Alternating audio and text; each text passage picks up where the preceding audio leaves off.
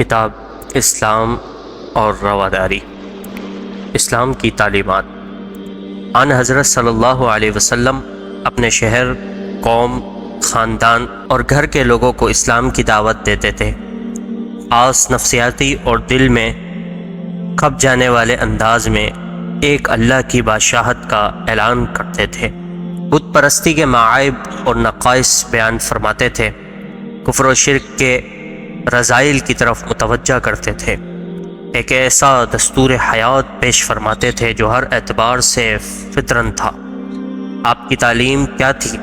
عقائد میں یہ کہ خدا کو ایک مانا جائے، کفر و شرک سے اجتناب کیا جائے، رسالت محمدی صلی اللہ علیہ وسلم کا اعتراف کیا جائے اور قرآن کو خدا کی آخری کتاب سمجھا جائے۔ لیکن جن کو یہ دعوت دی گئی وہ کون تھے؟ یہ وہ لوگ تھے جو عقائد و اعمال کی ہر گمراہی میں مبتلا تھے۔ یہ ایک خدا کے بجائے سینکڑوں ہزاروں خداؤں کو مانتے تھے۔ یہ بتوں کو پوجتے تھے، ان کی جبین نیاز سب کے سامنے جھک جاتی تھی سوائے ایک خدا کے۔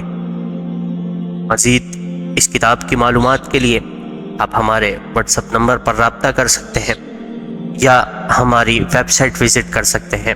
آپ کو وہاں تمام کتابیں مفت PDF کی صورت میں موجود ملیں گی۔